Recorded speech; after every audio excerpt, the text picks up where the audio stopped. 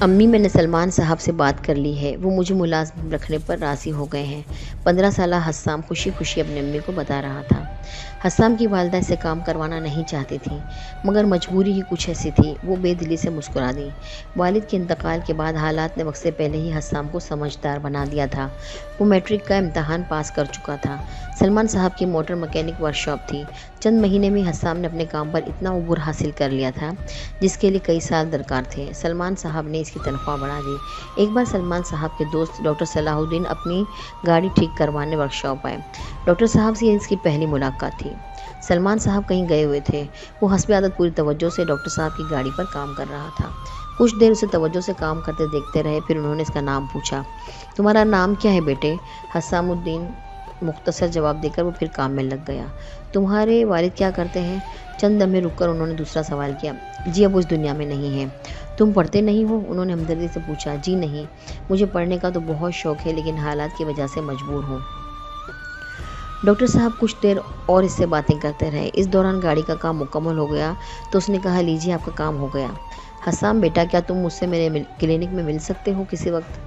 Card بڑھاتے ہوئے اس کی طرف انہوں نے کہا۔ ان کے لہجے میں کچھ ایسا تاثر تھا کہ حسام نے وہ کارڈ لے لیا۔ اتنے میں سلمان بیگ آ گئے اور ڈاکٹر صاحب ان کی طرف بڑھ گئے۔ السلام علیکم۔ اگلے ہفتے وہ ڈاکٹر صاحب کے کلینک میں تھا۔ وعلیکم السلام، ڈاکٹر صاحب نے مسکرا کر جواب دیا۔ تمہارے آنے سے بہت خوشی ہوئی حسام میاں۔ جانتے ہو جب میں نے تمہیں پہلی دفعہ دیکھا تھا مجھے اسی وقت اندازہ ہو گیا تھا کہ تمہارا کسی مہذب گھرانے سے تعلق ہے۔ پھر جب تم نے بتایا کہ تمہارے والد کا انتقال ہو گیا ہے تو مجھے بہت افسوس ہوا۔ میں تمہاری مدد کرنا چاہتا ہوں حسام میاں۔ کیا تم تعلیم پھر سے شروع کرنا چاہتے ہو؟ جی انکل۔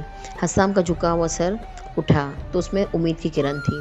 جی اچھی بات ہے، میں تمہاری تعلیم کا پورا خرچ اٹھاؤں گا، بس تم دل لگا کر تعلیم حاصل کرنا۔ ڈاکٹر صاحب میں کس طرح آپ کے اس احسان کا بوجھ اٹھاؤں گا جسے میں اتار بھی نہیں سکتا۔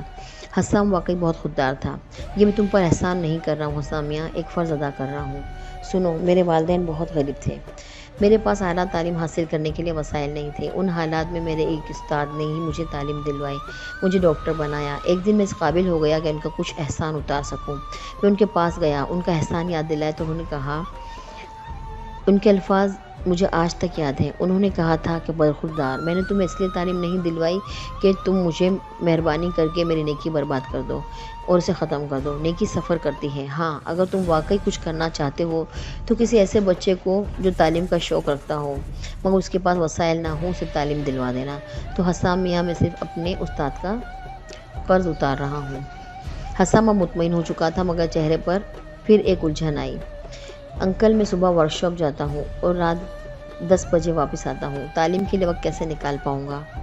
اگلے دن حسام ورکشاپ پہنچا تو دیکھا کہ باہر ہی ڈاکٹر صلاح الدین اور سلمان بیگ کھڑے مسکراتے ہوئے باتیں کر رہے تھے۔ وہ سلام کر کے ورکشاپ کے اندر چلا گیا۔ تھوڑی دیر بعد سلمان صاحب اندر اور کہنے لگے، حسام مجھے بہت خوشی ہوئی، تم نے پھر سے پڑھائی شروع کر دی۔ اس سلسلے میں تمہاری ہر ممکن مدد کروں گا، اور ہاں اب تم شام 6 بجے ہی چھٹی کر لیا کرو۔ حسام کی خوشی کی کوئی انتہا نہیں تھی۔ حسام نے شام کے کالج میں داخلہ لے لیا۔ وہ انتہائی ذہین تھا۔ اس نے اپنے لیے تجارت کے شعبے کا انتخاب کیا تھا۔ ٹیوشن کی ضرورت اس کو پہلے بھی کبھی نہیں پڑی تھی۔ کبھی کبھار کوئی بہت مشکل سوال ہوتا تو وہ ڈاکٹر صلاح الدین کے بیٹے خرم سے مدد لے لیتا۔ خرم ایک بینک میں مینیجر تھا۔ حسام نے BCom کے بعد M.Com بھی اچھے نمبروں سے پاس کر لیا۔ خرم نے سفارش کر کے اسے اپنے بینک میں اچھی ملازمت بھی دلوا دی تھی۔ حسام کی تعلیم اب بھی جاری تھی۔ بہت سارا وقت گزر گیا۔ حسام الدین نے تعلیم مکمل کر لی تھی۔ اب وہ بینک میں ایک بڑے عہدے پر فائز تھا۔ اس کا پورا اسٹاف اس سے خوش تھا۔ انہوں نے ماں کی پسند سے شادی کر لی تھی۔ ڈاکٹر صاحب کا خاندان اس کی شادی کی تیاری میں پیش تھا۔ ایک دن وہ پھل خرید کر ایک بڑی دکان پر پہنچے۔ خریداری کے بعد دکاندار نے ایک لڑکے کو اشارے سے بلایا اور کہا، یہ سارے پھل صاحب کی گاڑی میں رکھ دو۔ حسام الدین صاحب کو یہ لڑکا بہت شائستہ لگا۔ انہوں نے لڑکے سے پوچھا، تم صرف کام کرتے ہو یا پڑھتے بھی ہو؟ لڑکے نے جواب دیا، میرے والدین نہیں ہیں، میں اپنے غریب چچا کے ساتھ رہتا ہوں، وہ بھی یہاں سے تھوڑی دور کام کرتے ہیں۔ میں نے 9ویں جماعت پاس کر لی ہے، آگے پڑھنے کا شوق تو ہے مگر گھر کے حالات خراب ہیں۔ ٹھیک ہے، حسام نے اپنا کارڈ اسے دیتے ہوئے کہا، تم اپنے چچا کے ساتھ اس پتے پر آ جانا، اللہ بہتر کرے گا۔